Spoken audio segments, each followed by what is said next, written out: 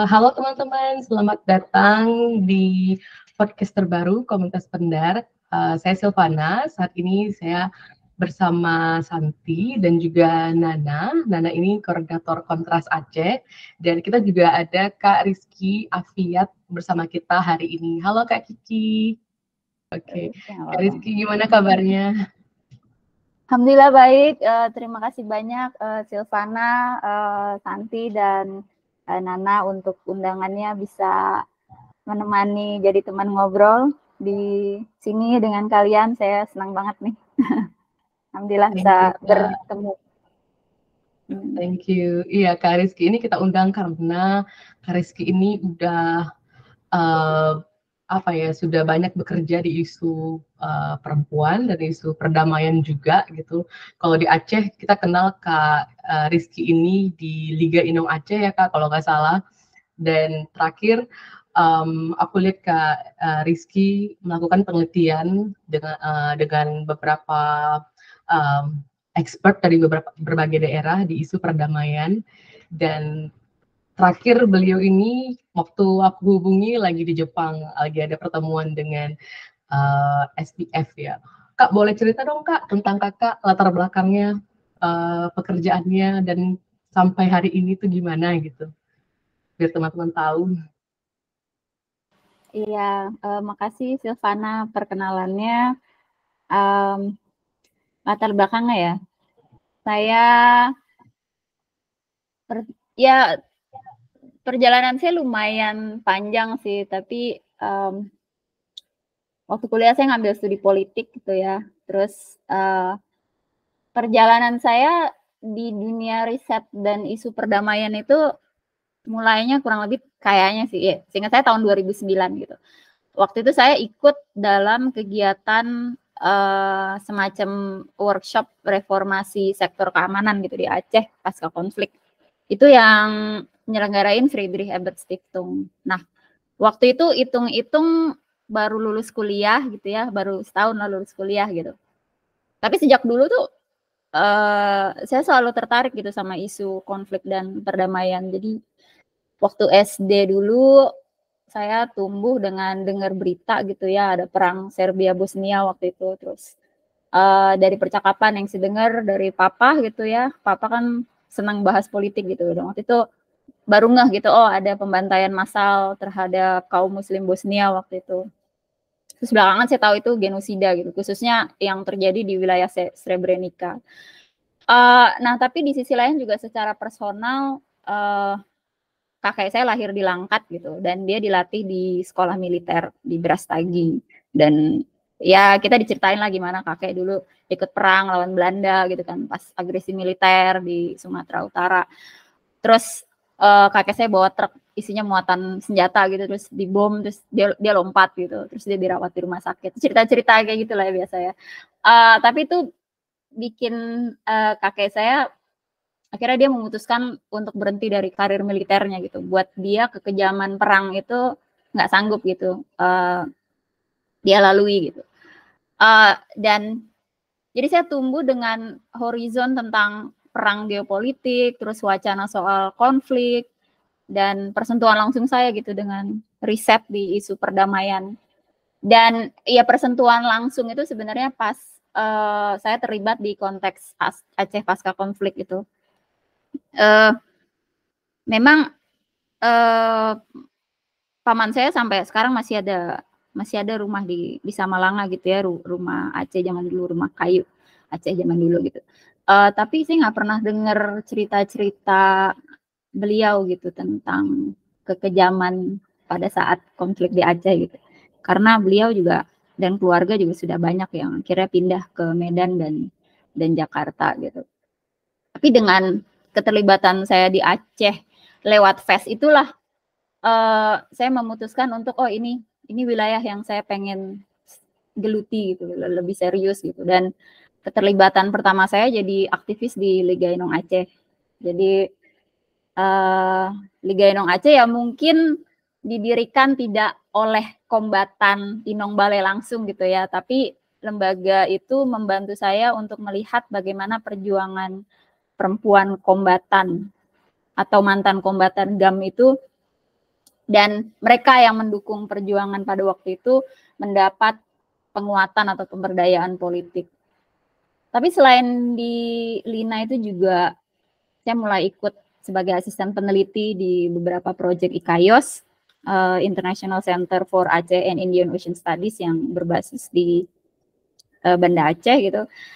Dan sempat jadi asisten peneliti buat peneliti-peneliti asing gitu yang ada di Aceh. Nah, di dalam proses itu saya ditempa gitu oleh pengalaman langsung di lapangan gitu.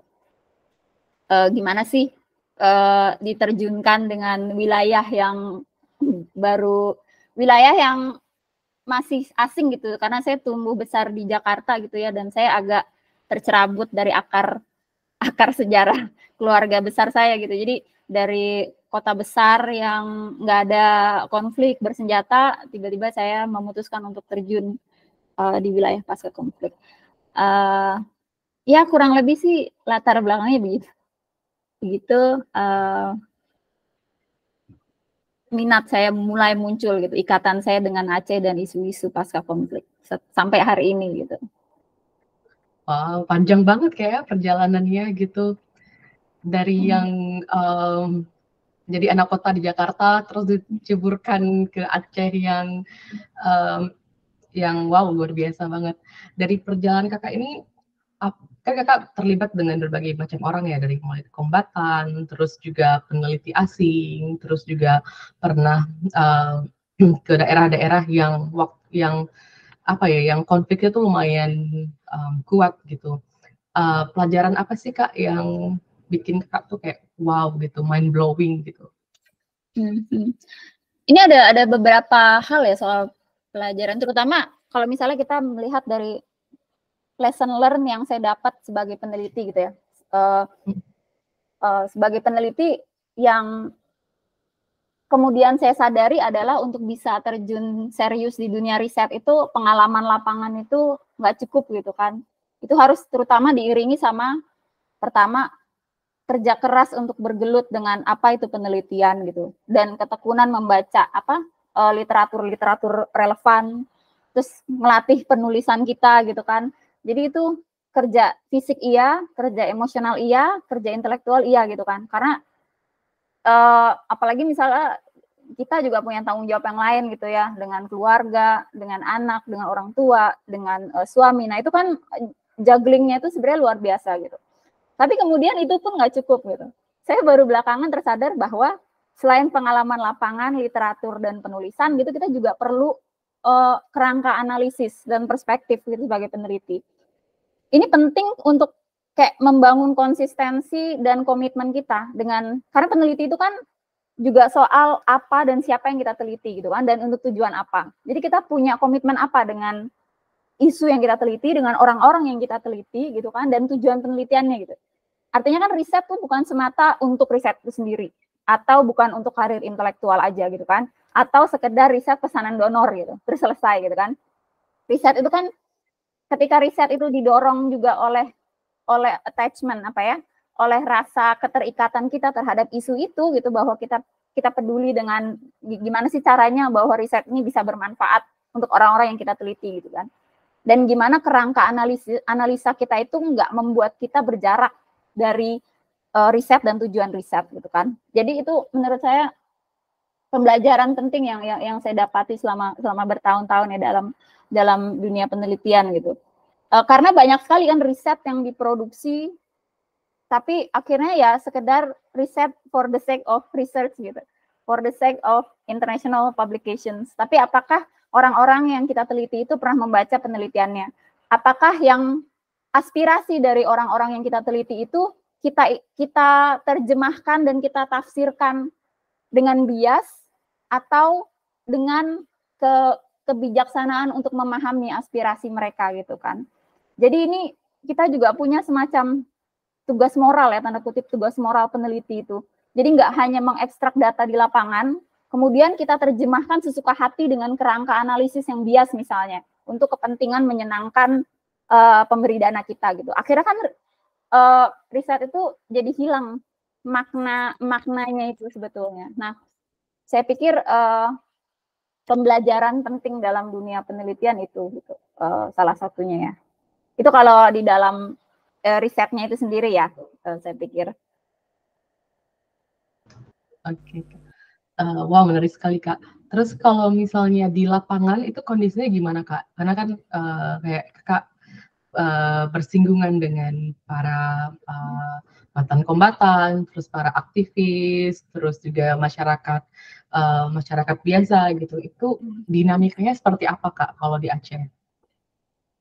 Ya, yang khas tuh memang Aceh berbeda ya dengan ya tentu masing-masing wilayah punya kekhasan karakteristik sejarahnya masing-masing. Tapi yang khas dari Aceh adalah Aceh kan punya konflik berkepanjangan ya, dan spektrumnya tuh banyak gitu. Dan itu terjadi dalam trayektori sejarah yang cukup padat gitu. Sekitar dalam 2 abad itu trayektori sejarah konfliknya itu spektrumnya banyak gitu kan. Kita ada Perang Belanda. Perang Belanda yang berkepanjangan dan epik tuh kan di tahun 18-an ya, 18 ribuan. Meskipun kolonialisme udah datang jauh sebelumnya gitu kan. Terus kan transisi dari Indonesia merdeka ada revolusi sosial atau perang Cumbok kan. Perang Cumbok, revolusi sosial itu kan juga terjadi di Sumatera Utara ya. Dan perang Cumbok itu kan ibaratnya apa ya?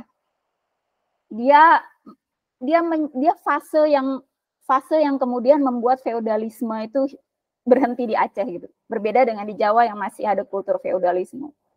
Perang Cumbok di Aceh mengakhiri karakteristik feodalisme. Mungkin feodalismenya berbeda ya, tapi dengan kekalahan kelas aristokrasi tanda kutip lokal terhadap kelas ulama itu kan semakin memposisikan peran tokoh ulama dalam sejarah Aceh itu sangat kuat gitu.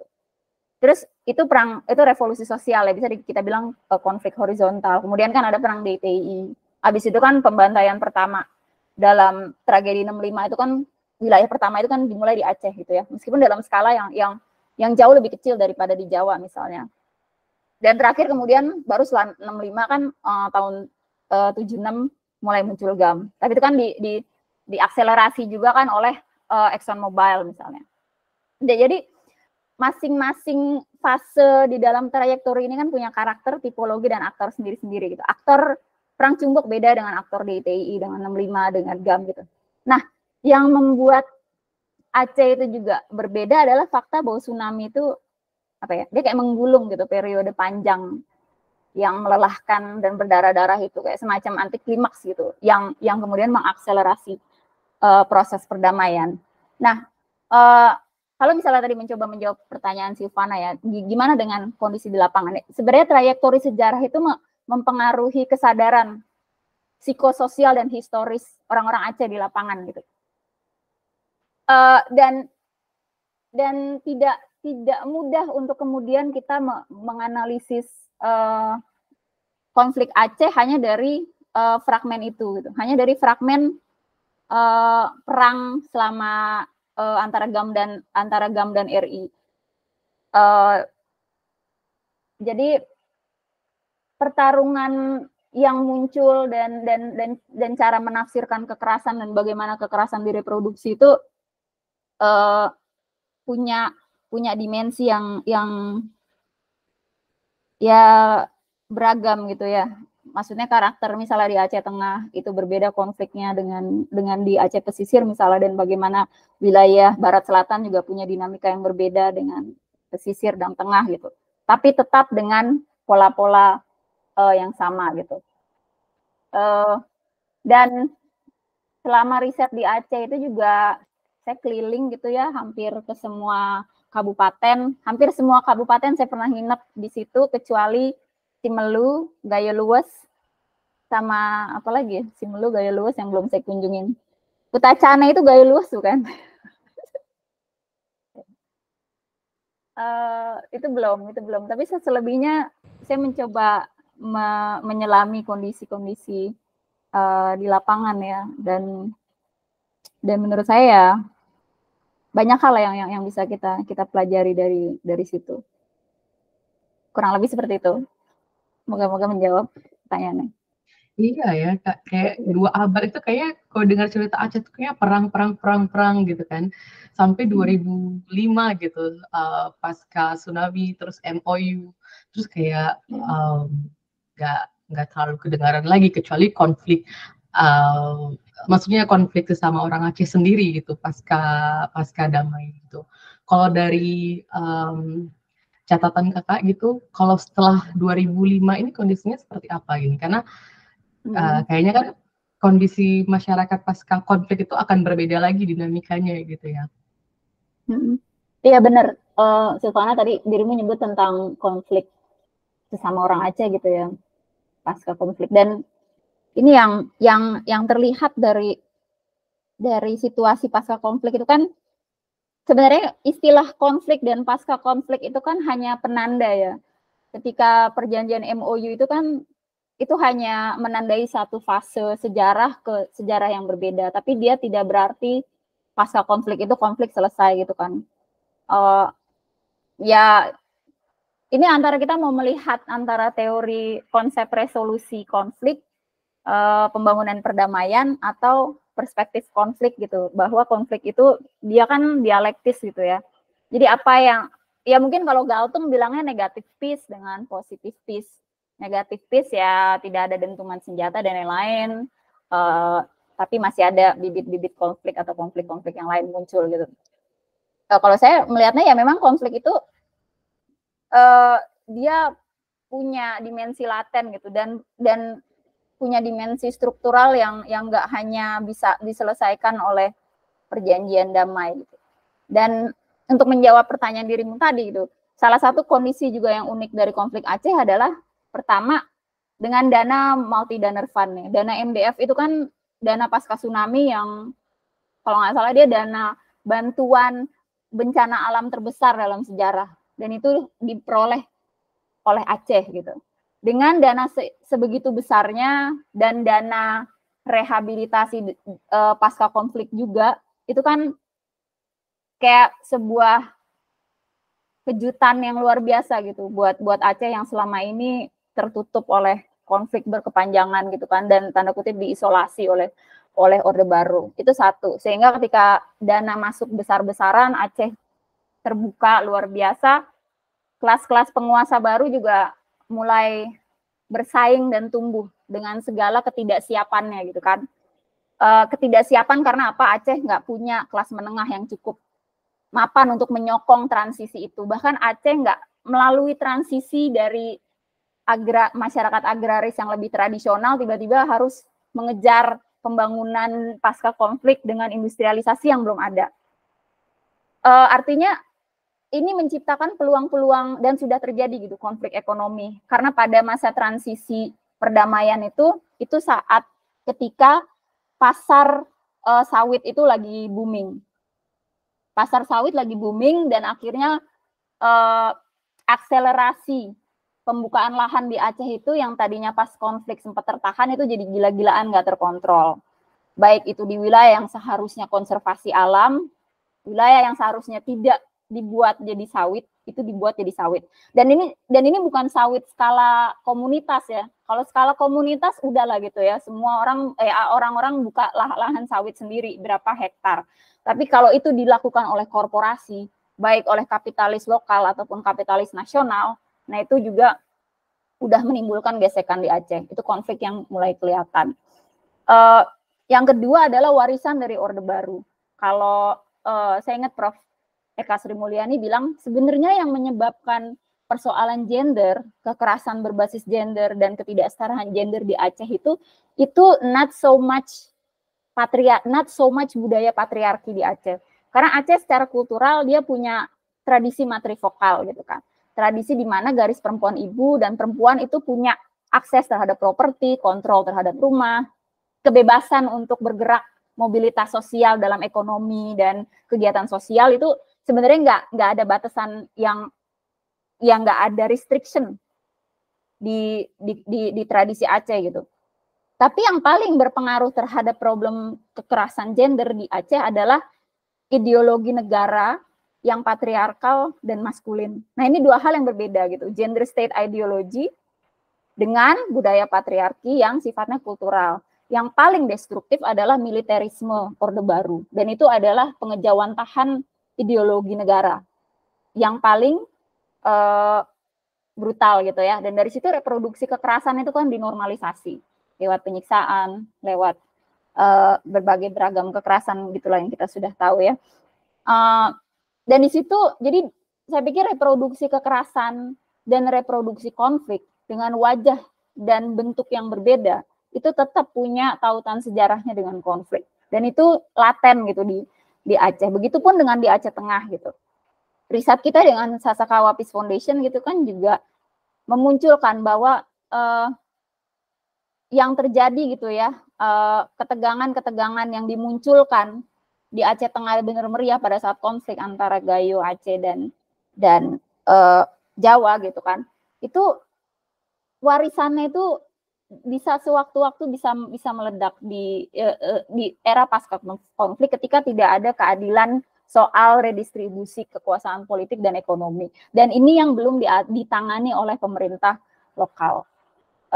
Jadi kurang lebih itu dimensi-dimensi dan potensi konflik atau bahkan mungkin sebagian sudah mulai terjadi gitu di Aceh, meskipun nggak dalam skala yang terlihat mulai tampak gitu ya, tapi terutama kekerasan ekonomi udah mulai muncul.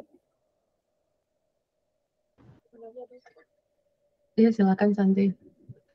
Karena tadi udah dibahas soal gender juga, aku dari dulu tuh penasaran soal mulai soal posisi perempuan mulai dari konflik sampai ke perdamaian, walaupun mungkin ini jadi lokus yang berbeda ya, tapi kalau misalnya dirunut dari masa konflik itu kan ada banyak perdebatan soal perempuan, baik dia posisinya, kalau di Aceh kan unik, biasanya dalam banyak kondisi perempuan itu soal gender dan perempuan itu lebih disorot ke dalam posisi perempuan menjadi korban khusus. Tapi di Aceh perempuan juga kan banyak terlibat nih, misalnya bahkan ada entah posisinya sebagai inong bale, memang dalam struktur GAM-nya atau bahkan kontribusi di luar organisasi GAM-nya gitu. Dan aku pernah baca beberapa literasi itu kayak kayak kabur gitu, kayak jadi maksudnya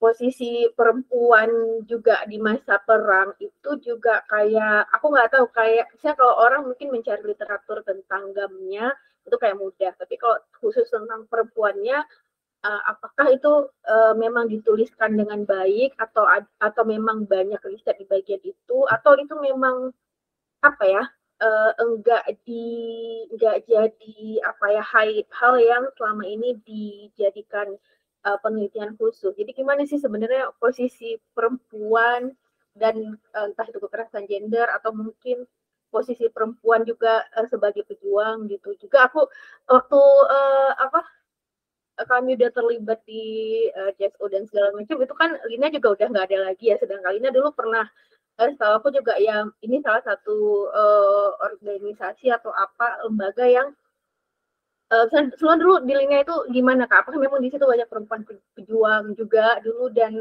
apa sih yang dulu jadi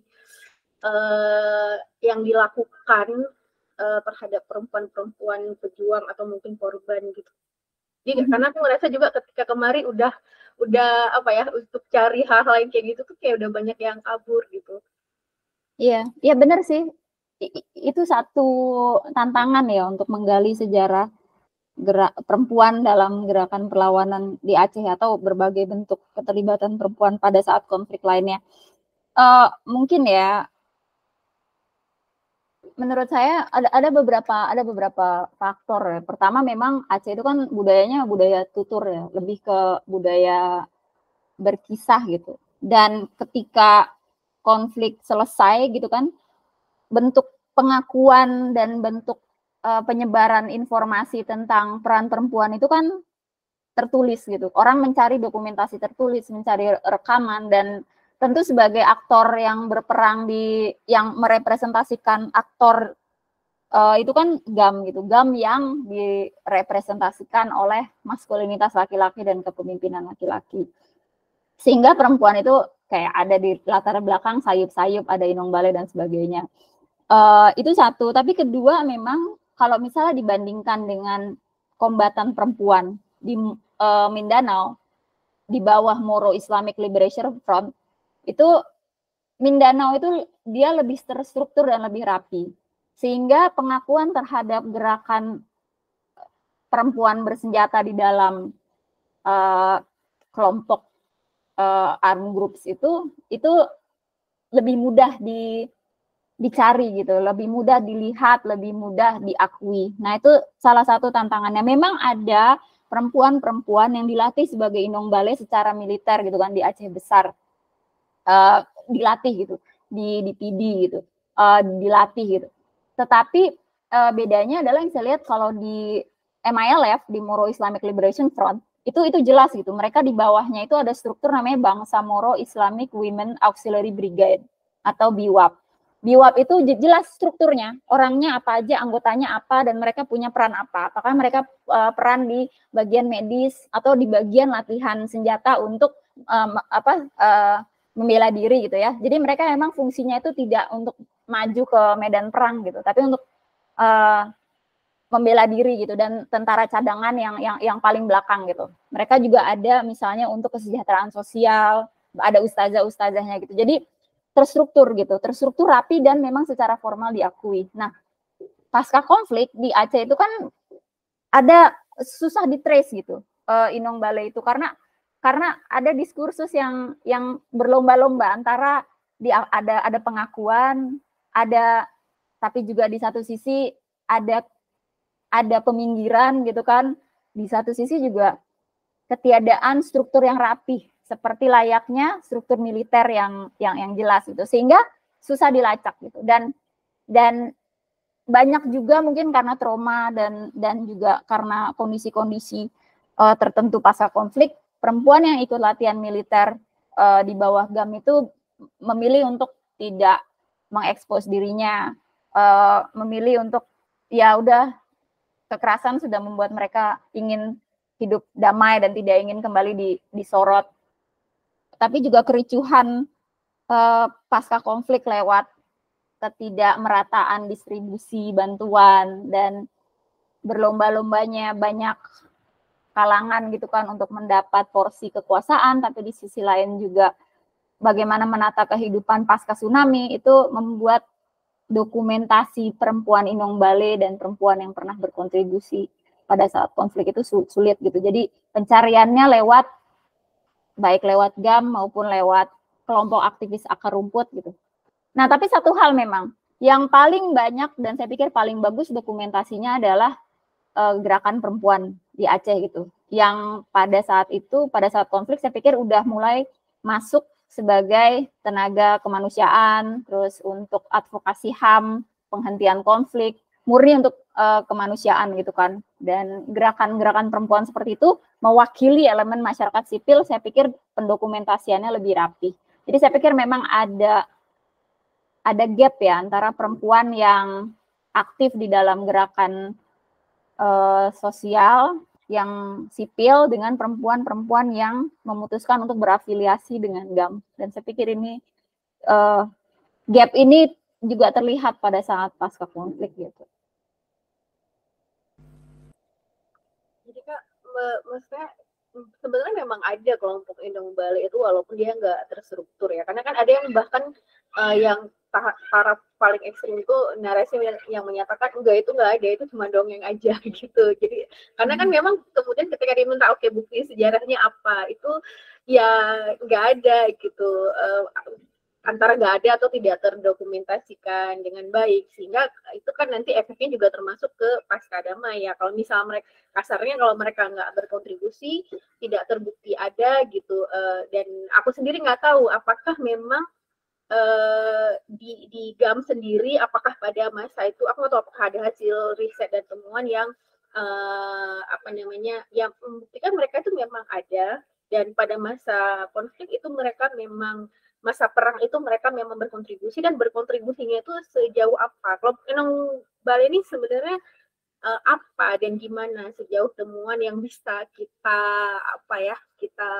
buktikan keberadaannya gitu. Jadi kalaupun ada yang bilang nggak ada Inong Bale itu cuma dongeng aja, itu juga kayak nggak sesederhana itu, karena di pasca konflik juga aku lihat perdebatannya tuh juga masih di situ, dan apa ya, ada nggak ya hal-hal yang buat kita bisa mengetahui bahwa Inong Bali itu memang ada gitu, dan itu memang faktual, mereka berkontribusi dan kontribusinya nggak receh juga gitu. Misalnya ada mereka pernah ada riset atau mungkin bertemu langsung ketika di Lina atau di riset-riset gitu kan.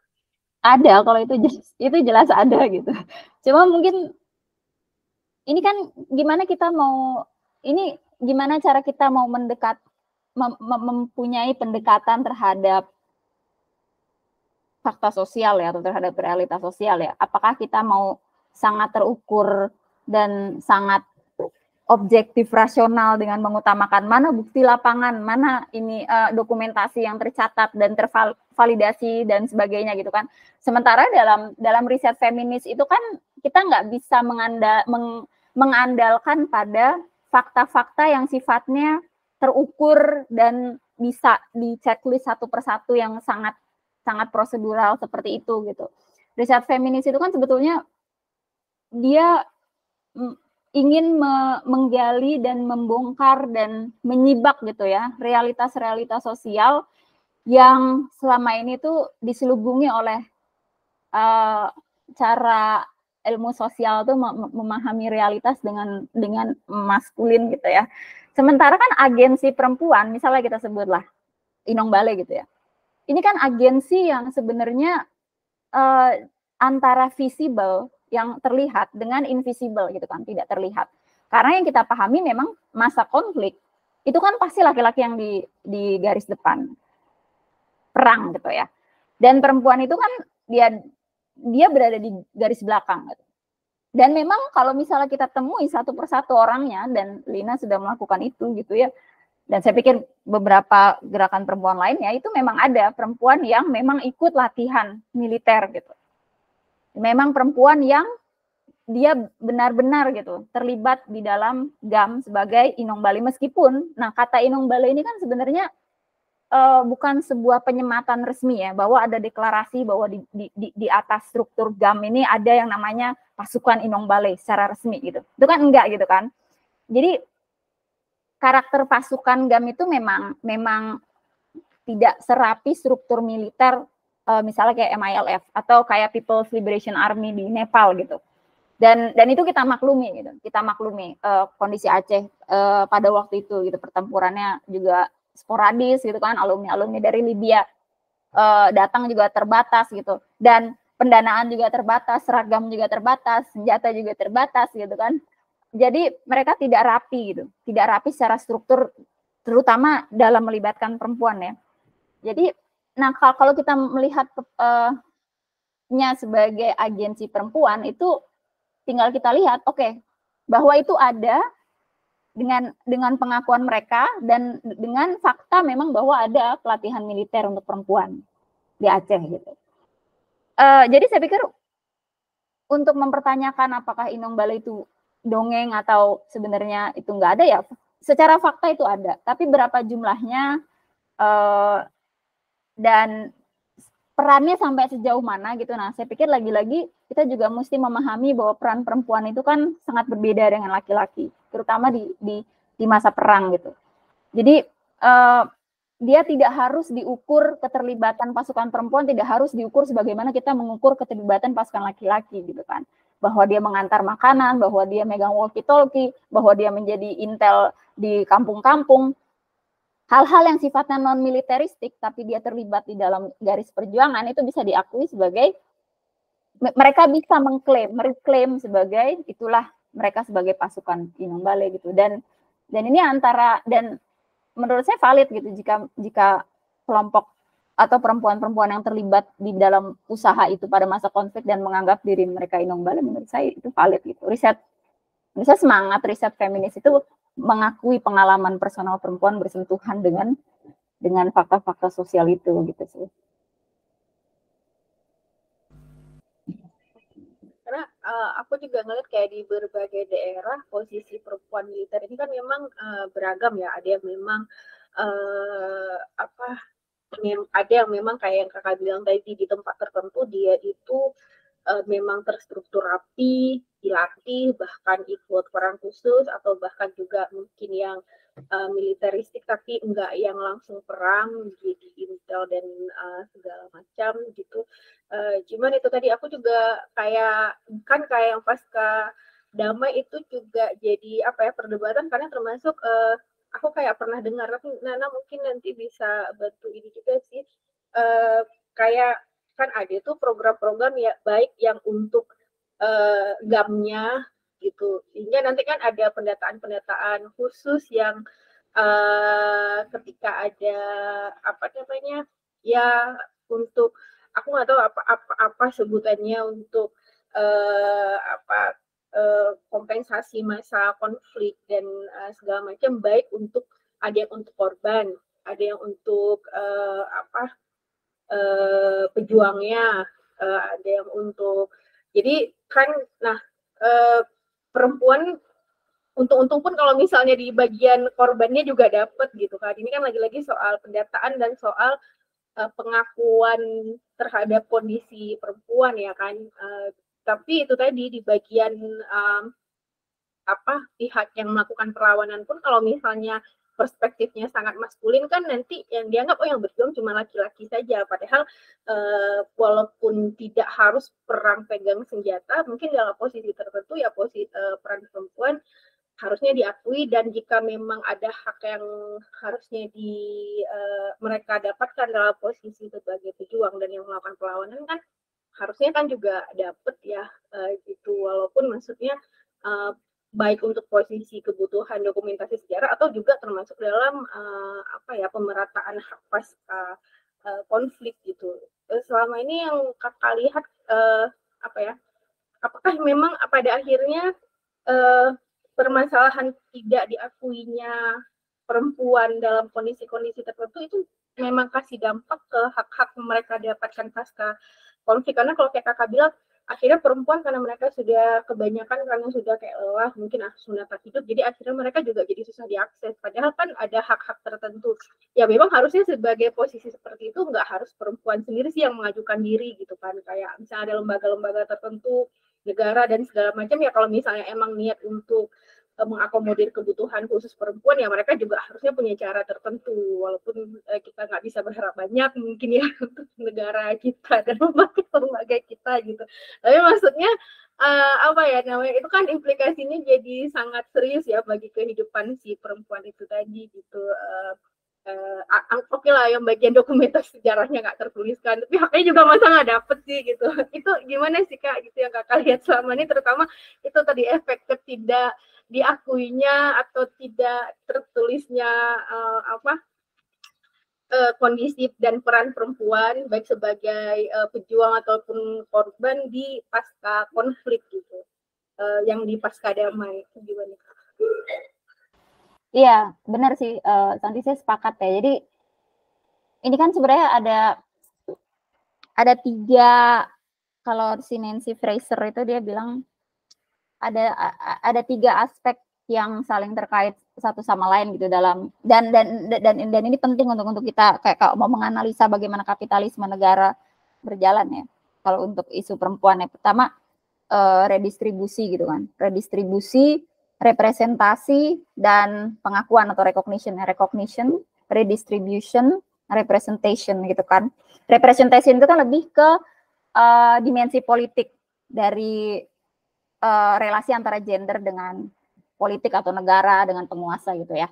Representasi berarti sejauh mana perempuan dan aspirasinya itu diwakili atau terwakili, atau perempuan mewakili itu di dalam ranah politik.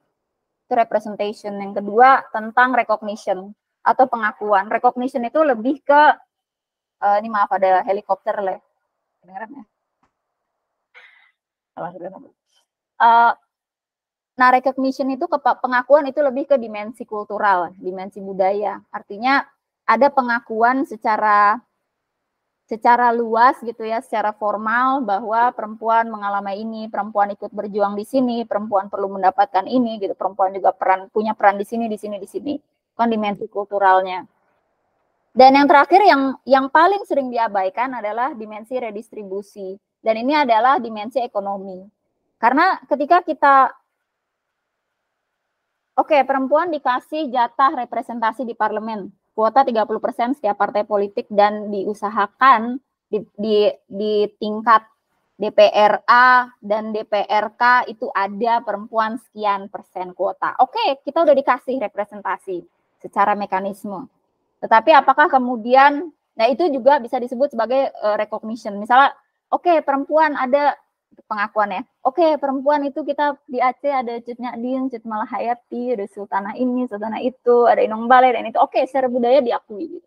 Tapi soal redistribusi ini yang tidak terjadi pada saat Aceh pasca konflik. Jadi perempuan tidak diberikan dan tidak punya akses terhadap kekuatan-kekuatan material untuk bersaing atau untuk bersama-sama dengan kaum laki-laki mengakses sumber daya ekonomi dan sumber daya politik. Karena sudah pertarungannya itu sudah dikuasai langsung oleh mereka-mereka yang rata-rata berada di wilayah, di aktor-aktor kekuasaan yang rata-rata laki-laki.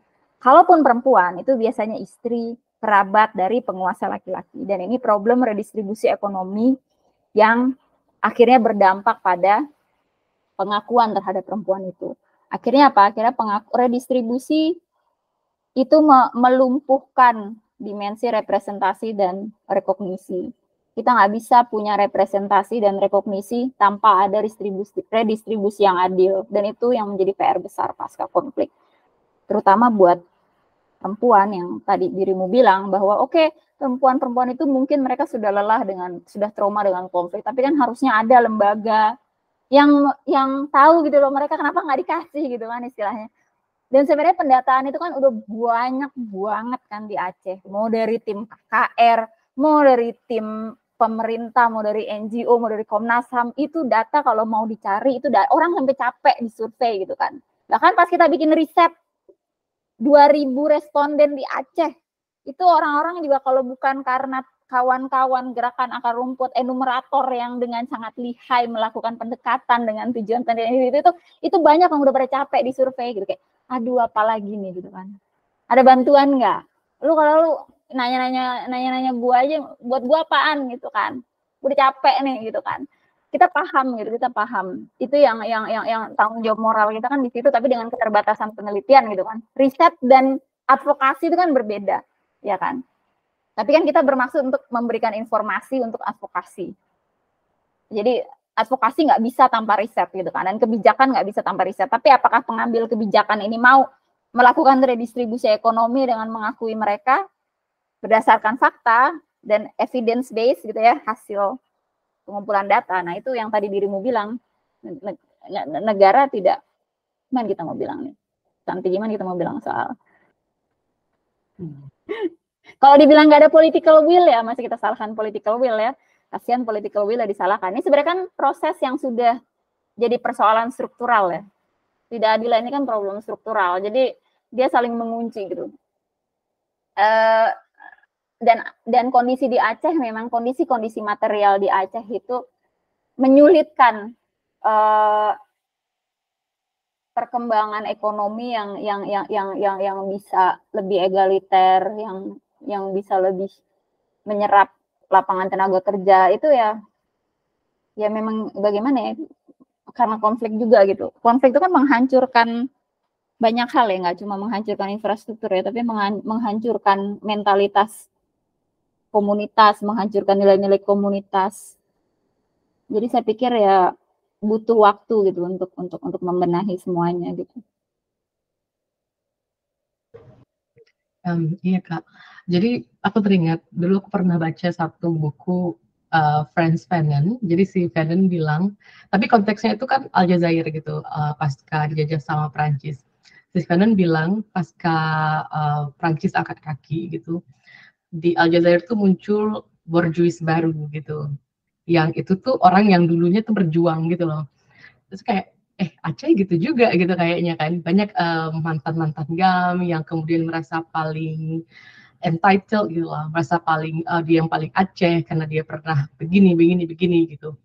Dan kalau di daerah lain itu gimana Kak? Ada juga nggak yang kayak gitu? Nah ini menarik nih karena memang ini persoalan problem kelas sosial yang muncul ini memang berat ya. Saya pikir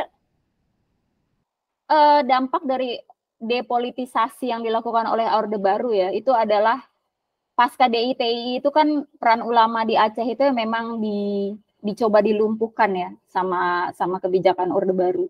Dan itu dilakukan secara menyeluruh lah, secara nasional gitu. Kekuatan Islam itu benar-benar kalau nggak dikooptasi, dilumpuhkan itu, didepolitisasi. Dan itu juga salah satu strategi yang dipakai di Aceh.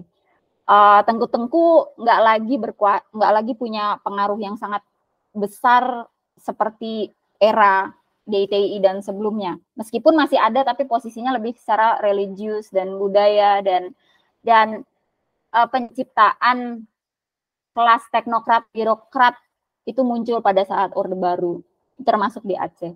Itu mempengaruhi vakum kelas sosial yang punya pengaruh di masyarakat. Jadi akhirnya ketika konflik, GAM itu aktor yang paling menonjol pada saat konflik atau pada saat pasca konflik perdamaian MOU itu ya tidak ada lagi kelas sosial yang punya pengaruh selain GAM. Jadi GAM memang mau nggak mau harus mengambil peran itu. Tetapi dengan segala keterbatasan mereka, dengan segala ketidakmampuan mereka untuk mengelola uang sebanyak itu dan mengelola pemerintahan yang baru dibangun dengan tertatih-tatih ya, bahwa memang sebetulnya sebelumnya udah ada otonomi khusus pas Orde Baru di era reformasi dan sebagainya, Nangro Aceh Darussalam dengan undang-undang syariat Islam dan sebagainya, itu hal lain gitu ya. Tapi GAM dengan gap, jadi GAM itu kan ada kelas-kelasnya ya. GAM itu ada elit sipil GAM yang terdidik gitu ya, yang mungkin visioner, yang punya pengalaman dengan berbagai macam hal, manajemen dan kampanye dan lain-lain gitu. Tapi lebih banyak GAM itu kan pasukan di bawah yang memang mereka tidak bersekolah atau terhalang sekolahnya karena harus bertempur dan mereka nggak punya pendidikan yang cukup. Dan ini situasi yang memang mau nggak mau diambil gitu kan akhirnya. Di saat yang sama gitu kan, memang Aceh itu kan dia nggak ada proses industrialisasi. Tadi kalau dirimu bilang ada borjuis baru, betul bahwa akhirnya borjuis baru itu adalah kelompok elit-elit GAM yang bermunculan di daerah-daerah. Tapi borjuisnya ini bukan borjuis yang matang gitu. Artinya ini borjuis yang uang kaget dari proyek gitu. Ini sangat tidak berkelanjutan gitu. Dia tidak membangun suatu, lagi-lagi dia membangun jurang ekonomi yang sangat besar. Dan ini menimbulkan masalah. Tapi saya pikir kompleksitas pertarungan kelas di Aceh pasca konflik itu lebih sederhana ketimbang di Filipina Selatan. Di Filipina Selatan itu awur-awuran, dalam artian Filipina secara umum itu kan punya berbagai macam aktor yang main di tingkat lokal ya. Sekarang kan presidennya Filipina itu kan anaknya diktator Marcos yang dulu. Itu ibaratnya kalau sekarang tuh Tommy Soeharto jadi presiden gitu kan. Di Filipina itu lebih kayak nggak masuk akal lagi gitu. Mereka nggak hanya punya mantan kombatan, misalnya di Mindanao ya, nggak hanya punya MILF, tapi mereka punya pecahan MILF, ya kan, punya Moro National Liberation Front, pecahan. Kalau GAM itu kan satu ya, secara umum GAM itu satu. Di Mindanao itu ada MILF, ada MNLF, ntar lagi ada pecahan Abu Sayyaf, ya kan, ntar lagi ada yang sempalan-sempalan lain gitu. Belum lagi warlords nih, warlords yang dia tuan tanah, terus dia punya pasukan sendiri. Tuan tanah punya milisi sendiri, mereka juga bertarung sendiri, mereka punya mafia sendiri gitu kan. Dan itu jauh lebih rumit, jauh lebih kompleks dibanding Aceh. Jadi kontestasi kelas di Aceh itu sebenarnya lebih dalam artian dibandingkan misalnya dengan Mindanao, itu Mindanao tuh jauh lebih ribet, rumit, dan sampai sekarang tuh bisa tuh mereka bunuh-bunuhan meskipun udah perjanjian damai karena warlords ini masih punya senjata gitu. Filipina kan kayak Amerika kan, mereka punya hak untuk megang senjata gitu. Dan menurut saya itu ya, kalau misalnya kita mau bandingin kerumitan kelas-kelas baru ini di pasca konflik gitu. Wow, kayak bandingin sama Aceh ternyata mereka lebih rumit lagi, lebih banyak apa ya, pecahannya lagi, lebih banyak berantem-berantemnya lagi gitu ya. Lebih banyak cowboynya kalau di Filipina.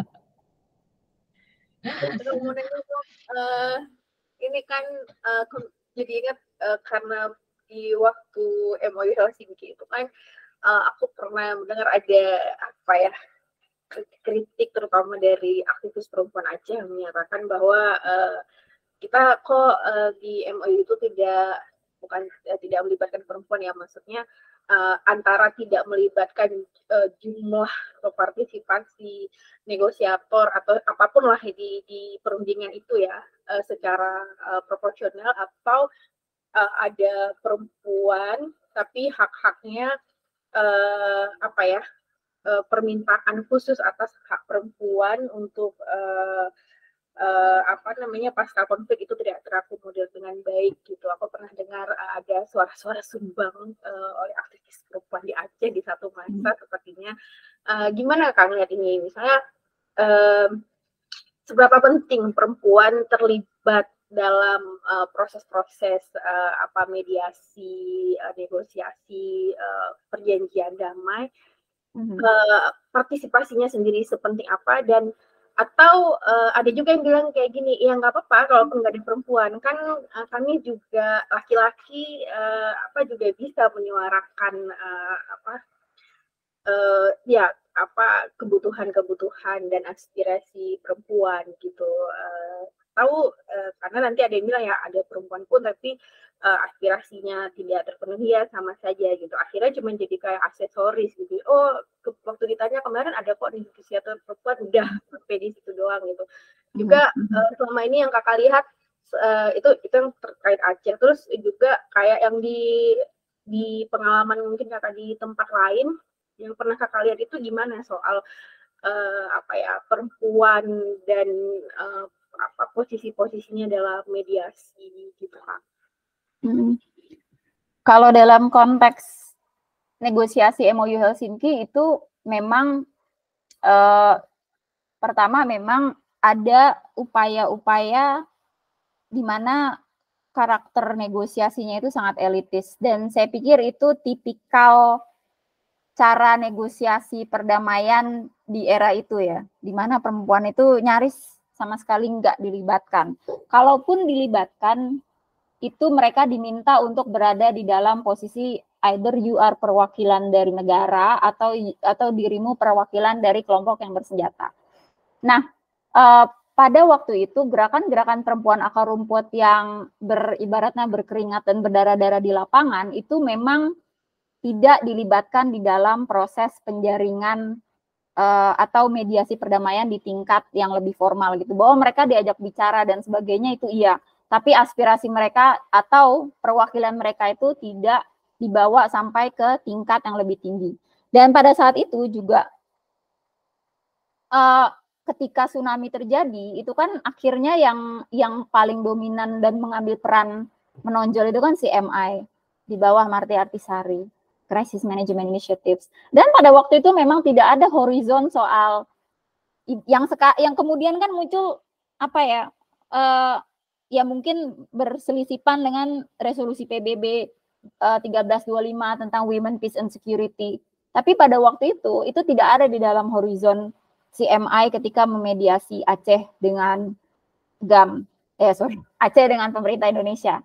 Yang pada waktu itu yang paling menjadi titik tekan adalah gimana caranya untuk melakukan resolusi perdamaian karena tsunami sudah terjadi, korban sudah berjatuhan, dan tidak, dan sepengetahuan saya, moga-moga saya tidak salah membaca narasi sejarah yang pernah saya telisik, itu memang CMI tidak ingin ada kata merdeka dari GAM. Jadi tujuan utamanya adalah untuk memulihkan stabilitas dan membangun perdamaian antara dua kelompok yang bertikai ini, karena problem kemanusiaan udah akut gitu pasca tsunami. Jadi memang dimensi horizon mediasi perdamaian oleh CMI itu tidak berdimensi gender gitu, tidak ayo oke, kita jaring aspirasi dari perempuan akar rumput kita libatkan mereka di negosiasi formal, itu nggak ada gitu. Negosiasi konflik pada waktu itu adalah antara kelompok bersenjata dan kelompok Indonesia, karena mereka yang berantem secara militer gitu kan. Jadi itu yang muncul. Baru kemudian setelah MOU Helsinki itu ditandatangani dan menjadi model dari negosiasi perdamaian di banyak negara, itu mulai kemudian dibicarakan kan, maksudnya diskusi-diskusi soal women peace and security itu semakin digemakan tentang oke, ini kayaknya kita perlu melakukan mediasi perdamaian yang berbeda dari yang sangat maskulin ini. Mediasi perdamaian harus mengakui gerakan-gerakan perempuan dan harus melibatkan mereka di meja perundingan di tingkat formal dari berbagai lapisan. Dan saya pikir pada waktu itu pilihan untuk memilih perempuan di dalam meja negosiasi perdamaian MOU Helsinki itu juga dengan kondisi-kondisi yang saya pikir pada waktu itu yang paling memungkinkan gitu. Waktu itu Sadia Marhaban sebagai satu-satunya negosiator GAM, meskipun bukan negosiator utama, tapi karena dia aktif di dalam kampanye advokasi GAM internasional dan dia juga mobilitasnya memampukan dia untuk hadir di dalam proses itu, makanya Kak Sadia itu kemudian dilibatkan. Tentunya juga kampanye dia soal GAM lewat dokumentasinya Black Road dan kiprahnya dia di tingkat internasional itu akhirnya memudahkan dia untuk gabung di dalam tim negosiasi. Dan tentunya itu memang menimbulkan reaksi yang beragam ya, dari apakah kemudian kenapa perempuan di akar rumput tidak dilibatkan. Nah, lagi-lagi saya pikir ini problemnya memang problem di dalam horizon berpikir organisasi yang memediasi perdamaian itu sendiri gitu. Jadi itu memang masih sangat maskulin dan masih sangat male dominance. Jadi saya pikir itu. Mungkin ada hal-hal yang tadi belum terespon dengan baik ya, yang tentang mediasi perdamaian keterlibatan perempuan di. Ya, kalau misal di tempat lain itu gimana Kak? Aku pernah juga kalau nggak salah lihat postingan Kakak tentang jadi ada kayak kelompok perempuan Asia Tenggara yang kemudian di blow up soal kemampuan atau soal kontribusi mereka dalam perdamaian, terutama sebagai mediator perempuan gitu. Jadi maksudnya gimana kalau selain di Aceh, terutama kalau dikomparasikan ke daerah di wilayah lain, di negara lain itu gimana gitu? Apakah di tempat lain mungkin ada kondisi di mana perempuan lebih bisa lebih diberikan tempat gitu, dan dalam beberapa kajian gender kan dinyatakan juga harusnya perempuan terlibat dalam agenda-agenda perdamaian selain untuk soal aspirasi dan kontribusi perempuan masa konflik dan posisinya pasca damai juga katanya sih ada keuntungan-keuntungan khusus gitu ketika perempuan yang menjadi mediator. Ini benar nggak sih gitu? Ini soal kebutuhan apa nih nge-blow up soal perempuan sebagai mediator gitu, selain dari isu keberpihakan. Ya, saya sepakat dengan perempuan perlu terlibat di dalam proses mediasi resmi ya. Tapi ini juga pertama kita juga perlu melihat bahwa proses mediasi itu proses yang nggak hanya soal satu aktor dengan aktor yang lain atau satu kelompok dengan kelompok lain gitu kan. Di dalam proses mediasi itu ada proses negosiasi, pembicaraan kolektif berkepanjangan, kesepakatan soal ini dan itu, pasal apa yang harus kita sepakati, elemen mana yang semua orang mau nerima di dalam proses itu gitu kan. Jadi di balik proses dua kelompok yang bertikai itu berada di dalam satu meja itu adalah proses berkepanjangan dan melelahkan dari pembicaraan-pembicaraan dan mencoba mencari kesamaan dari berbagai macam perbedaan gitu kan. Tapi juga yang kedua adalah mediasi ini kan sebenarnya hanya satu titik atau satu pintu dari banyak pintu-pintu yang penting untuk mempengaruhi arah mediasi itu gitu kan. Nah, di sini ketika kita mau melihat agensi perempuan, betul bahwa perempuan penting untuk masuk ke meja mediasi formal dalam artian yang berada di spotlight gitu ya, entah dia menandatangani atau dia aktif mengadvokasi pasal-pasal mana yang harus dimasukkan ke dalam klausul perjanjian damai gitu kan. Tapi kalau kita melihat mediasi itu sendiri dan agensi perempuan dalam resolusi konflik, itu kan dia berlapis gitu. Dan agensi perempuan ini kan nggak mudah untuk dikategorikan ya secara fix ya dalam diskursus soal gender dan pembangunan perdamaian gitu misalnya. Karena ini kan proses yang dialektis gitu. Perempuan dan laki-laki itu sama-sama dia tuh menegosiasi krisis dengan cara masing-masing. Nah, saya pikir jadi kacamata dekolonisasi dan kacamata ekonomi politik itu jadi penting karena kita penting untuk tidak melucuti perempuan dan dari dimensi-dimensi lainnya gitu. Jadi ketika intinya adalah kita perlu menghindari penekanan perempuan sebatas pada identitas gender atau seksualitasnya gitu kan. Melainkan kayak perempuan itu sebagai aktor yang terlibat dalam membentuk dan mewarnai dinamika sosial politik ekonomi. Artinya apa? Perempuan bisa saja dia melakukan diplomasi sunyi, diplomasi halus gitu di balik layar. Tapi itu justru yang paling menentukan bagaimana percaturan itu berlangsung. Dan agensi perempuan semacam itu terjadi gitu di Aceh pada saat konflik dan pasca konflik. Perempuan Aceh yang sehari-hari bekerja atau pada saat konflik di Maluku gitulah ya misalnya. Bagaimana ibu-ibu itu yang menginisiasi perdamaian pada saat laki-laki sibuk berantem gitu. Ibu-ibu itu yang berjualan di pasar itu yang mulai menyuarakan gitu kan supaya konflik berhenti. Ini kan negosiasi informal sebetulnya yang sebenarnya punya makna politik gitu, tapi tidak dinilai secara politik. Padahal ini politis gitu.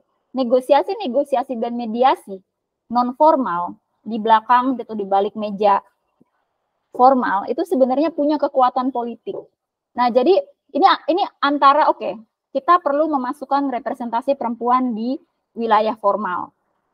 Tapi kita juga perlu mengukur sejauh mana perempuan itu punya kontribusi di dalam mediasi formal, tapi juga mediasi di belakang layar.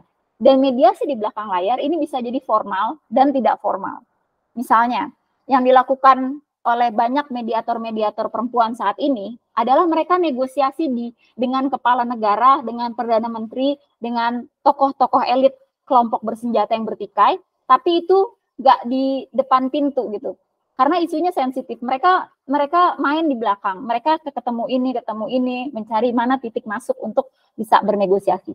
Nah, jadi saya pikir pertama kita perlu melihat dulu kompleksitas dari mediasi perdamaian itu sendiri gitu, untuk kemudian melihat bagaimana kita memposisikan perempuan di tiap pos-pos itu gitu. Saya pikir begitu sih.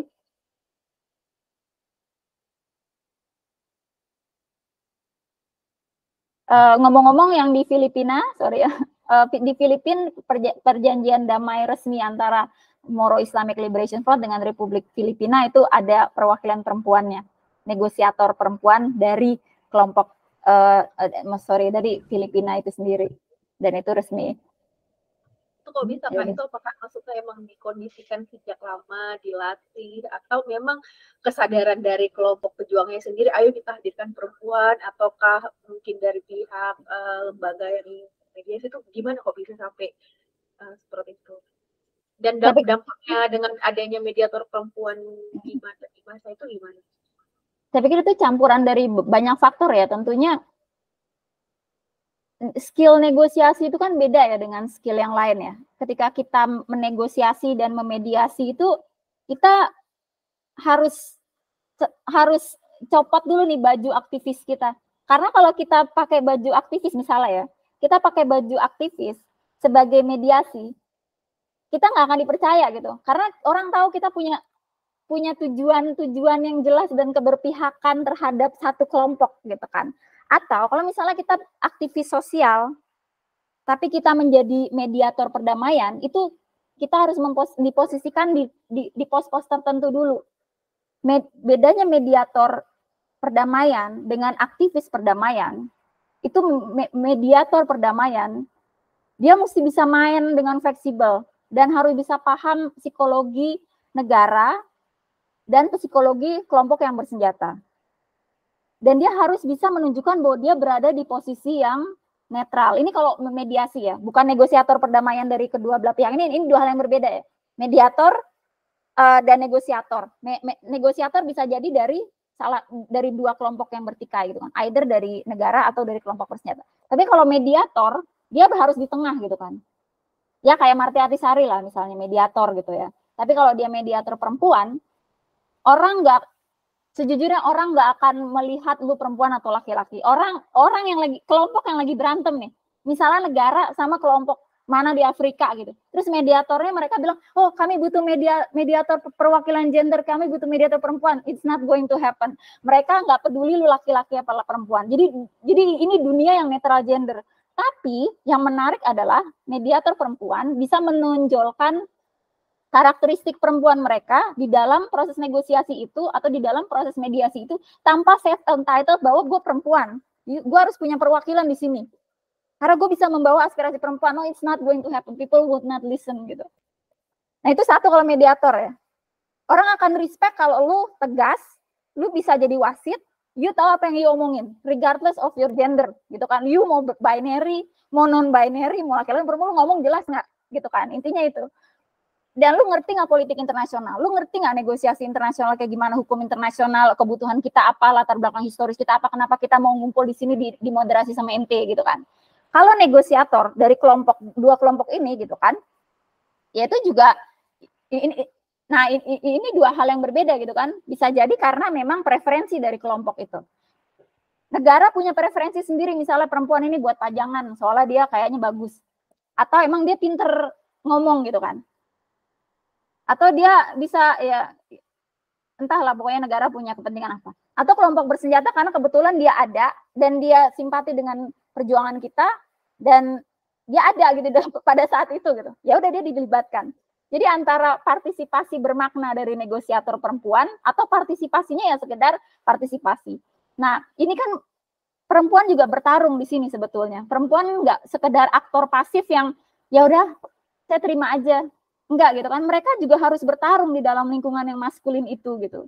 Jadi masing-masing punya perjuangan dan nggak mudah gitu berhadapan dengan situasi itu, apalagi di tengah, apalagi yang mereka lakukan menentukan nasib jutaan manusia, nyawa manusia di wilayah yang akan mereka sepakati perjanjian damai itu gitu kan.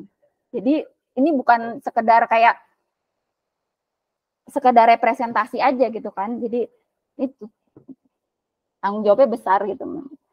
Jadi ya itulah dinamikanya saya pikir.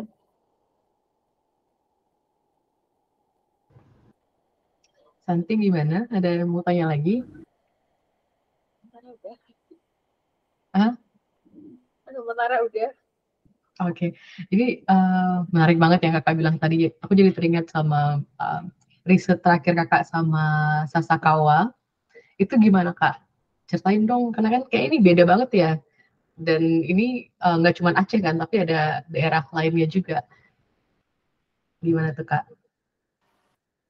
Ya ini terus terang ini riset yang sangat, menurut saya sangat menantang ya, tapi sekaligus juga pembelajaran luar biasa gitu buat saya karena akhirnya saya bisa terjun lagi ke Aceh gitu setelah beberapa lama jeda, terus dipertemukan dengan tokoh-tokoh hebat dari Maluku dan bisa ke Mindanao lagi gitu.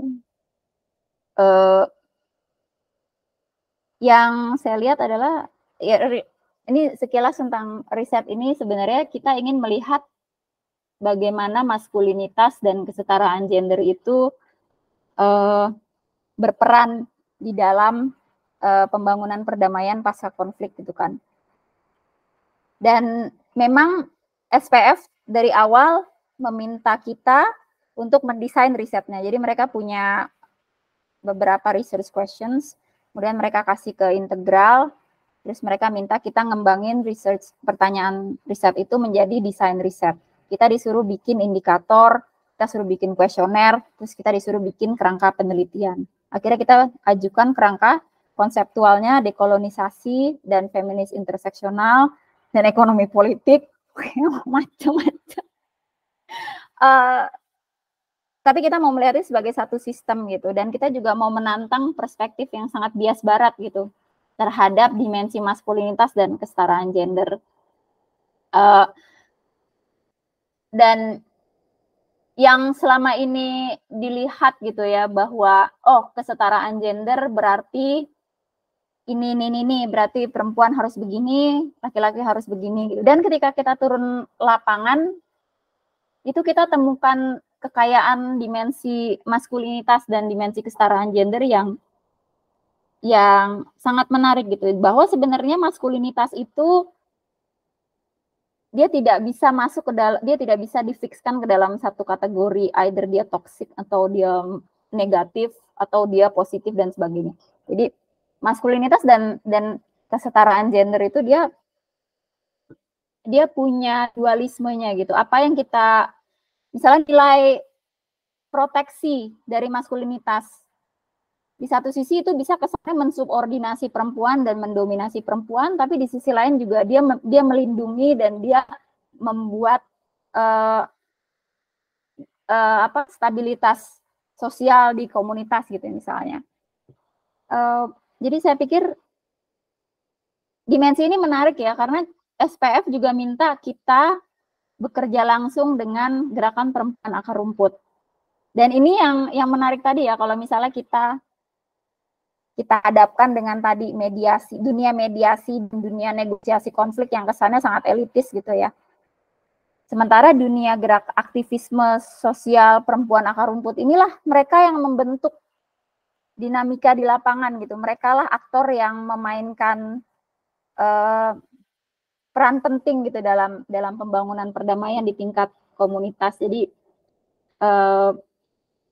kami melakukan riset selama setahun, turun lapangan untuk survei, total 6.000 responden, dan kita juga bikin fokus group discussion, wawancara mendalam di Aceh, Maluku, dan Mindanao gitu, dan saat ini masih dalam tahap analisa.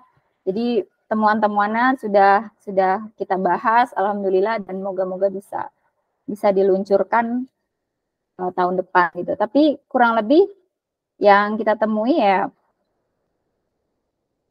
diantaranya sih bahwa perempuan itu punya peran agensi yang dia tidak selalu terlihat, tapi dia tidak terlihat gitu. Dan tidak terlihat ini artinya dia mengambil keputusan-keputusan yang sangat penting di dalam kehidupan masyarakat itu dalam sehari-hari. Tapi perempuan cenderung nggak mengakui bahwa mereka itu memimpin, mereka itu mengambil keputusan, mereka itu pencari nafkah dalam keluarga, karena mereka merasa bahwa itu tugas laki-laki. Padahal perempuan inilah adalah pencari nafkah keluarga pasca konflik. Jadi banyak responden kami yang mereka itu memimpin di banyak hal, mengambil keputusan, tapi mereka nggak mau mengakui diri mereka sebagai pemimpin dan pengambil keputusan. Mereka selalu bilang, yang cocok kan biasanya laki-laki. Jadi akhirnya apakah kemudian kita bisa mengatakan bahwa mereka ini terinternalisasi secara patriarkis? Apakah kita bisa mengatakan bahwa mereka ini tidak sadar mereka berada di dalam paradigma yang tidak setara gender? Tapi kan kalau kita menganggap mereka tidak tercerahkan secara gender itu kan tidak bijak juga gitu. Padahal seolah-olah kita bisa punya penilaian intelektual bahwa mereka tersubjugasi, mereka tersubordinasi, dan mereka tidak mengakui bahwa mereka di bawah penguasaan budaya patriarki. Akhirnya kita memutuskan untuk ini berarti kesetaraan gender punya dua makna, punya dualisme.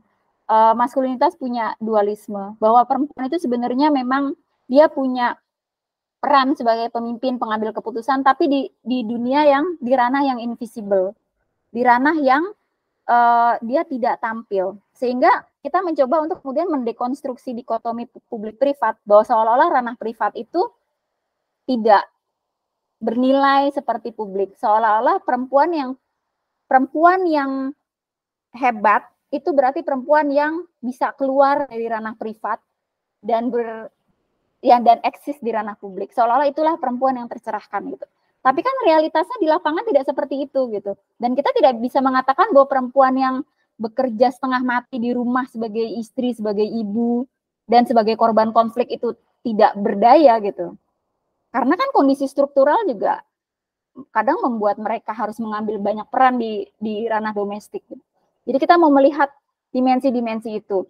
Dan dimensi publik privat ini kan sebenarnya dimensi yang sangat western paradigm gitu ya. Itu kan kita mengambil dikotomi itu kalau misalnya Engels melihat ya itu kan dimensi borjuasi Eropa pada abad pencerahan, di mana perempuan itu kemudian dikungkung di dalam ranah publik, di dalam ranah privat, dan laki-laki spesialisasi di ranah publik. Ada gender division of labor. Tapi di dalam tradisi Aceh misalnya, itu dikotomi publik privat itu berbeda dari konsepsi publik privat yang ada di dalam pengalaman perempuan Eropa gitu. Ranah privat, ranah rumah dalam tradisi Aceh itu adalah rumah di mana perempuan punya kekuasaan, punya hak atas properti, mereka meskipun ruangnya di belakang gitu, di dapur, tapi dapur itu adalah ajang untuk perempuan itu saling bertukar cerita, memasak dengan apa untuk acara-acara keluarga. Rumah itu tidak senista seperti pengalaman perempuan Eropa gitu pada masa pada masa ketika kapitalisme tumbuh gitu. Jadi ini ada hal-hal yang mau kita coba tantang gitu, konsepsi-konsepsi tentang dikotomi publik privat dan konsepsi tentang agensi perempuan di masa konflik dan setelah konflik itu sih sebetulnya, tanpa meromantisasi dan mengglorifikasi tradisi ketimuran dan sebagainya gitu. Jadi ini jadi panjang lebar, tapi soalnya pertanyaan-pertanyaan seru, akhirnya saya juga jadi kemana-mana, jadi mohon maaf kalau jadi. Iya, nggak apa-apa Kak. Seru banget gitu kan dengar temuan-temuannya dan apa ya kajian-kajiannya Kakak gitu. Terus Kak, ada nggak sih dari beberapa daerah ini kayak semacam best practice gitu yang mungkin ini kayak satu praktek yang bagus di wilayah tersebut dan mungkin bisa juga kali ya kita terapkan di daerah kita gitu. Di daerah kita, maksudnya di Aceh gitu Pak? Oh iya, misalnya di Aceh gitu. Saya pikir apa yang dilakukan oleh aktivis akar rumput dan gerakan perempuan di Aceh itu sebenarnya malah bisa jadi contoh untuk daerah-daerah lain ya. Saya sih ngeliatnya malah sebaliknya gitu ya. Apanya misalnya apanya itu Kak? Ya kayak riset SPF ini kan kita kerja bareng dengan Kak Samsidar ya, dan Kak Farida dari Pasca di PD, dan menurut saya kiprah perempuan-perempuan akar rumput yang dinaungi oleh Pasca di PD di bawah kayak kepemimpinan Kak Farida, menurut saya itu keren banget, dan itu bukti bahwa gerakan perempuan akar rumput itu bisa berkelanjutan pasca donor hengkang gitu ya. Dan menurut saya itu mereka militan dalam artian mereka menembus segala keterbatasan birokrasi, segala ketiadaan dukungan dari pemerintah lokal, dan bahwa mereka, menurut saya kayak orang-orang kayak Kak Farida itu punya visi bagaimana membangun ekonomi perempuan di tengah kesulitan lapangan pekerjaan, baik bagi laki-laki dan perempuan, di tengah beban ganda dan berlapis yang harus dilakukan perempuan korban konflik. Dan saya pikir militansi perempuan Aceh untuk survive itu bisa jadi contoh ya buat wilayah-wilayah lain. Cuma memang mungkin ya yang perlu kita tumbuhkan adalah memang kapasitas untuk berbicara dan berargumen di tingkat yang sifatnya transnasional. Jadi yang saya pikir yang bisa kita pelajari dari daerah-daerah lain ya, misalnya dari istilahnya yang pernah saya datangi gitu, kayak di Nepal, di Mindanao gitu, adalah kita bisa mengartikulasikan kebutuhan-kebutuhan kita, tapi juga kita bisa mendialogkan kebutuhan-kebutuhan mitra lain yang sedang berbicara dengan kita. Artinya kita ketika kita lesson learn dengan negara-negara lain atau kelompok-kelompok lain yang juga mengalami konflik atau juga menjalani proses mediasi dan sebagainya, itu kita tidak hanya memusatkan narasi tentang diri kita sendiri dan problem kita gitu, tapi juga kita perlu membangun pemahaman dan perlu menarik pola-pola umum yang sama. Apa kesamaan antara Mindanao dengan Nepal, dengan Maluku, dengan Aceh, dan apa perbedaannya?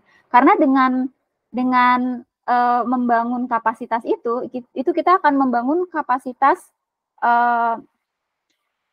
organisasi dan kapasitas aktivis-aktivis akar rumput untuk kemudian juga bisa berargumen dan mengartikulasikan gagasannya dan bisa melakukan komparasi dengan pengalaman di negara-negara lain gitu. Jadi saya pikir sharing ilmu itu kita harus terus lakukan gitu. Dan dengan sharing ilmu itu artinya kita juga mempelajari apa yang dilakukan dan dilalui oleh negara-negara lain gitu ya. Jadi nggak terbatas pada kita memusatkan perhatian dan cerita pada cerita kita sendiri gitu. Karena orang lain juga pingin dihargai ceritanya dan pingin diartikulasikan oleh kita gitu misalnya. Jadi saya pikir itu yang perlu, yang bisa jadi contoh ya, bahwa inward looking satu hal, tapi kita juga perlu untuk outward looking gitu, untuk melihat bahwa wilayah lain juga punya kekhasan tertentu yang kita bisa belajar dari situ. Berarti Kak mesti dari berbagai arah ya, nggak mesti kita aja gitu. Yang oke, kita di Aceh kita punya ini, tapi juga penting untuk mendengar pengalaman dari orang lain juga ya. Terus mungkin Kak, ini pertanyaan dariku, nggak tahu Santi mungkin ada pertanyaan lagi. Tapi dariku, dari riset ini gitu, apa sih hal menarik yang bisa dijadikan pelajaran dari daerah-daerah lain ini? Riset yang sekarang ini. Iya. Okay. Kalau secara umum sih, buat saya, dan saya pikir ini pembelajaran yang baik juga ya, bahwa riset itu semangat kolaborasinya sih yang menurut saya harus memperkaya semua pihak gitu. Jadi ketika riset itu kita mesti melihat sebagai satu pohon besar gitu. Masing-masing ada fungsinya. Akarnya adalah narasumber di lapangan. Itu kalau kita riset konflik, itu adalah para korban konflik.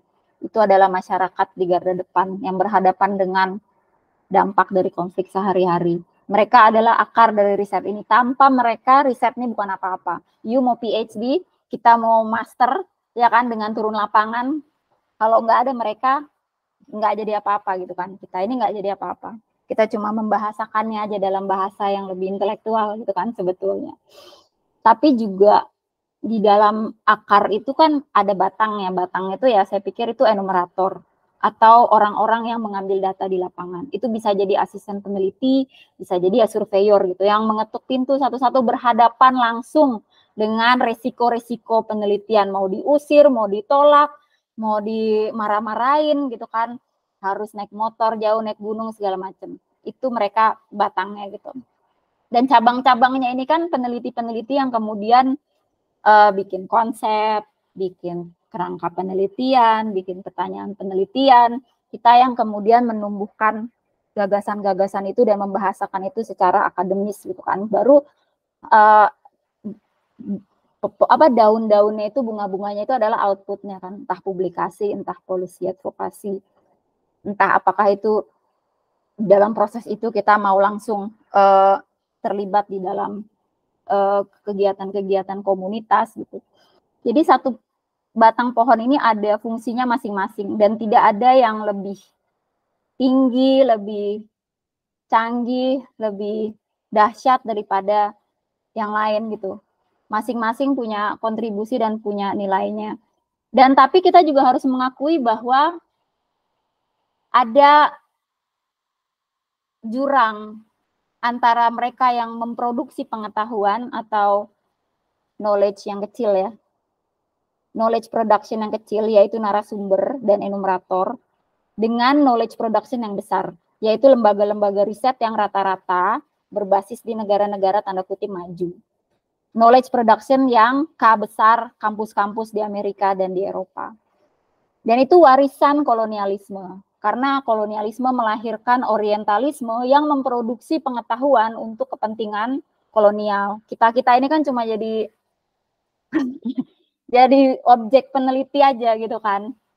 Baru belakangan mulai cuci dosa kan kampus-kampus barat tuh. Gue nggak tahu di kampus ente ya, tapi di SOAS kan kita ngaku gitu mau cuci dosa gitu kan. Kita dulu kolonial gitu kan. Nah, maksudnya semangat di kolonial itu. Nah, jadi saya pikir pembelajaran yang menarik dari riset ini adalah SPF itu mereka terbuka dengan kritisisme itu. Mereka terbuka dan mau menerima prinsip dekolonial. Bahkan ketika kita kritik publikasi Women, Peace and Security-nya Georgetown University yang kita bilang ini sangat bias nih. Masa 10 negara paling aman di dunia, 10-10-nya negara Skandinavia, Eropa, Amerika, atau 10 negara paling nggak aman di dunia, ada Yemen, Suriah. Ya lu lihat dong, indikatornya nggak bisa disamain dong, Yemen sama Suriah. Itu perang siapa yang mulai ya? Tolong kasih tahu gue gitu kan. Terus lu bilang itu 10 negara paling tidak aman. Ya iyalah, nenek-nenek juga tahu itu 10 negara paling aman, nggak perlu bikin indikator Women, Peace and Security, tapi gimana kita mau membongkar kenapa itu terjadi gitu. Dan kalaupun setidaknya mau bikin ranking, setidaknya harus ada pengakuan sejarah bahwa ini terjadi bukan karena ini. Ada acknowledgement, dan itu yang perlu saya pikir di dalam riset itu harus ada acknowledgement ketimpangan sejarahnya di mana. Dan kenapa itu terjadi gitu. Dan bahwa kita nggak bisa menghomogenisasi indikator-indikator tertentu secara universal. Nah itu jadi secara kolaborasi bahwa lesson learn-nya ini adalah riset ini semua punya posisi yang penting gitu. Dan terutama backbone from the research is the resource person is the community we do research with. Jadi kita nggak memperlakukan mereka sebagai sekedar sekedar sumber data gitu ya. Jadi memperlakukan narasumber dengan dignified, dengan bermartabat gitu kan. Dan enumerator juga gitu dengan bermartabat gitu.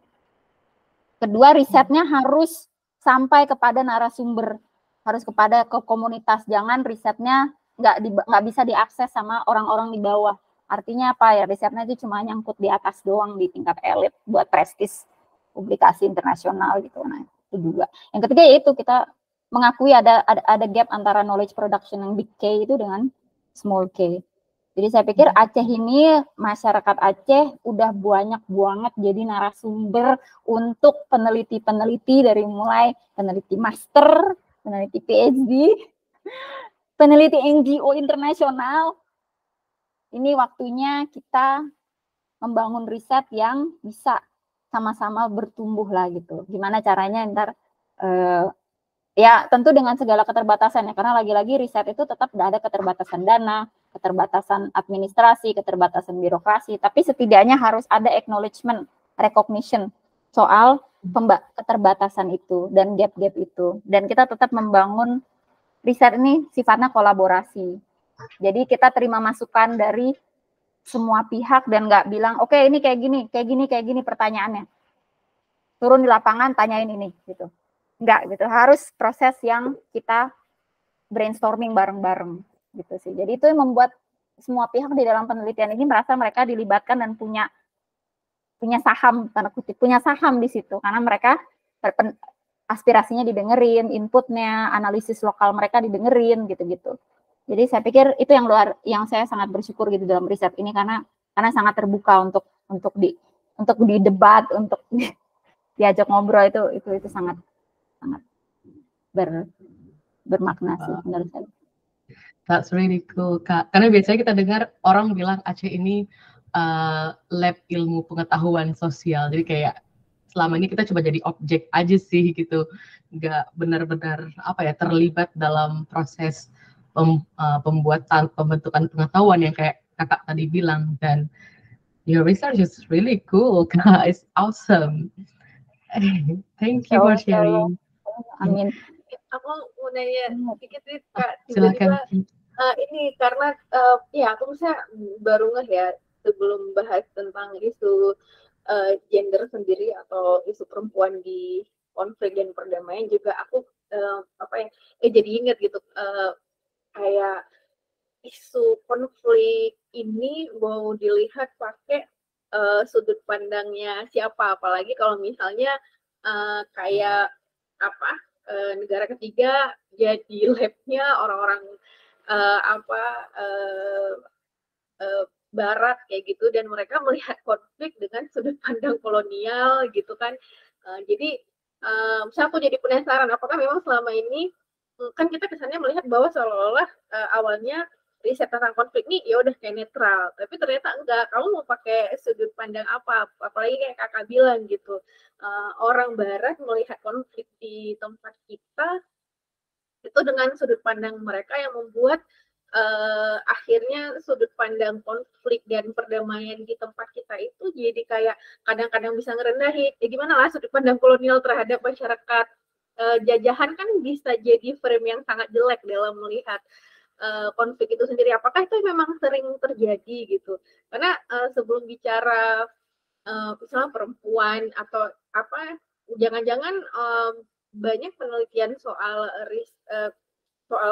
konflik dan perdamaian ini memang sudah berawal dari sudut pandang yang bermasalah, terutama oleh orang-orang barat, termasuk bahkan dalam, makanya tadi kayak dalam melihat konflik itu apa, perdamaian itu apa, kan kalau misalnya pakai sudut pandang dekolonial atau Posmo kan ya orang sudah punya standar pengetahuan masing-masing gitu, yang ini biasanya diremehin sama barat, termasuk dalam melihat isu gender. Jangan-jangan isu gender dan perempuan sendiri sangat ada dua ya, bisa jadi sangat barat atau bahkan kayak Kakak bilang tadi di Aceh itu kondisi perempuannya itu beda, bahkan Indonesia itu sendiri itu nggak bisa sembarangan menafsirkan. Misalnya kalau kita mau pakai narasi nasional, narasi pusat, itu belum tentu cocok juga untuk di Aceh gitu. Apakah misalnya itu selama ini apakah memang ada sudut pandang bias, dan aku penasaran apakah selama ini Aceh cuma jadi objek aja, ternyata semua kajian yang ada di Aceh terkait konflik termasuk perempuan dan perdamaian itu sudut pandang orang luar semua. Ternyata Aceh sendiri belum punya produksi yang pengetahuan yang memang itu benar-benar mewakili sepenuhnya sudut pandang mereka sendiri gitu. Selama ini penelitian yang dibuat di Aceh tentang konflik itu gimana, Kak? Ya, ini pertanyaannya sebenarnya sangat penting ya, dan bisa jadi satu tema diskusi sendiri lagi nih. Kayak Silvana, kita perlu bikin seri kedua aja nih tentang dekolonisasi ilmu pengetahuan dan gender. Tapi sebelumnya saya mau minta maaf karena ini perbedaan antara Jakarta dan Aceh. Kalau waktu maghrib kan emang beda ya, kalau fisiknya mendekati waktu maghrib. Dan iya, sebenarnya saya pengen banget bisa menjawab lebih jauh lagi pertanyaannya. Tapi intinya memang adalah kita harus akui bahwa tingkat kedisiplinan akademik dan intelektual lembaga-lembaga di kampus-kampus di negara-negara Amerika dan Eropa dan negara-negara maju itu kita harus akui itu memang mereka bagus gitu. Bahkan saya sendiri banyak belajar gitu selama di tempat, dan itu penting gitu. Tetap kita penting, kenapa jurnal-jurnal yang punya kredibilitas internasional itu artikelnya sangat berkualitas dan bagus. karena itu memang melalui proses istilahnya akademik yang rigid gitu. Artinya kita memang di peneliti-peneliti dan mereka memang ngetrain peneliti-peneliti dan sistem berpikirnya itu untuk sistematis, terstruktur, membaca banyak, berlogika, berargumentasi. Jadi itu memang penting gitu. Jadi ya wajar lah mereka menguasai dunia selama beratus-ratus tahun dan mereka membangun produksi pengetahuan itu untuk tujuan menaklukkan negara-negara jajahan kan. Jadi mereka serius di situ. Gitu. Dan itu satu hal yang menurut saya perlu kita pelajari gitu. Dan tapi juga di satu sisi kan itu juga muncul dari sejarah panjang penindasan dan perampasan sumber daya manusia dan sumber daya alam dari negara-negara berkembang. Jadi memang penundukan intelektual, ekonomi, identitas, mentalitas negara terjajah itu memang warisan dari kolonialisme. Itu nggak bisa kita tampilkan. Dan bukannya kita menyalahkan semua gara-gara kolonialisme, enggak, itu fakta sejarah bahwa itu warisan yang harus kita pikul gitu. Jadi saya pikir dengan adanya sekarang ya krisis global dan sebagainya, kita ditantang untuk kemudian membangun produksi pengetahuan yang memang tidak harus rasional oriented, objektif oriented, karena itu juga udah ditantang ya sama berbagai macam paradigma, termasuk oleh filsafat timur atau feminisme, kerangka feminisme dan sebagainya, itu sudah ditantang gitu, rasionalitas barat yang dianggap paripurna, menghasilkan banyak kekacauan sebetulnya kan, menghasilkan kapitalisme dan imperialisme, fasisme, krisis ekonomi, neoliberalisme gitu kan di satu sisi. Jadi dua wajah gitu ya. Nah, bahwa kita jadi objek penelitian iya, dan itu sampai sekarang gitu. Ya kita bisa membangun produksi pengetahuan, tapi caranya juga dengan menaklukkan pengetahuan mereka juga gitu. Kita nggak bisa memproduksi pengetahuan lokal dengan kegagapan kita berhadapan dengan produksi pengetahuan mereka gitu. Kita harus bisa berargumen dengan mereka dalam posisi yang sama. Artinya apa? Kita nggak bisa inferior. Kita nggak bisa merasa inferior, itu penting. Kita nggak bisa menganggap mereka adalah orang yang perlu yang bebas dari kritik itu. Justru enaknya adalah ketika kita berargumen dengan mereka, karena mereka kultur akademiknya juga sangat terbuka dengan kritik gitu. Jadi malah lebih enak gitu berargumen. Nggak baperan gitu istilahnya kalau dikritik secara akademik, dan mereka nggak nyerang personal gitu. Kalau di iklim akademik ya nggak ada tuh ngeritik secara personal terus baper terus curhat di sosmed gitu. Gue diginiin, gue butuh healing. Enggak gitu. Kita dihajar secara intelektual karena argumen, karena tulisannya jelek, karena literaturnya nggak beres itu gitu. Itu yang harus kita melatih diri kita sendiri tuh itu. Kita menempa untuk membangun produksi pengetahuan itu karena kita mau membangun pengetahuan bukan membangun perasaan gitu kan. Kalau membangun perasaan ya udah diturutin aja perasaan mau apa gitu kan, dijaga supaya nggak tersinggung, enggak gitu. Pure, you mau belajar, kita mau bangun produksi pengetahuan kolektif gitu kan. Masing-masing punya peran, masyarakat punya peran, peneliti punya peran. Tugas peneliti, tugas akademisi adalah mengkonseptualisasikan, menteoritisasikan, membangun kerangka apa yang cocok untuk kebijakan dan sebagainya, atau untuk bahan gerakan sosial gitu kan. Dan itu kerja keras gitu kan, itu butuh disiplin, itu bukan kerja yang ongkang-ongkang kaki terus tinggal copy paste dari makalah orang selesai gitu, enggak gitu. Karena produksi pengetahuan berarti kita memproduksi, bukan mengcopy paste pengetahuan gitu kan. Nah itu yang penting, gimana kita bisa grounded pengetahuan kita bukan hanya semata dari copy paste atau dari kekaguman kita terhadap barat, tapi juga gimana kita membangun pengetahuan itu dari bawah, tapi juga mampu kemudian kita mensintesiskan dengan pengetahuan-pengetahuan yang ada, literatur yang ada. Saya harap saya menjawab pertanyaanmu ya, Susanti. Atau malah saya ini jadi sangat umum, tapi kurang lebih seperti itu ya kalau misalnya kita bicara soal yang tadi ya. Feminisme juga saya pikir harus ya sudah banyak ya diskusi dan kritik terhadap feminisme barat. Dan feminisme kemudian ada feminisme interseksional, feminisme dekolonial, dinamikanya sangat kaya gitu. Jadi kita juga bisa memposisikan diri kita di mana di dalam perdebatan itu sih penting. Banyak banget nih, seru banget sih, ya Allah. Lain kali saya dengerin kalian ngomong gitu.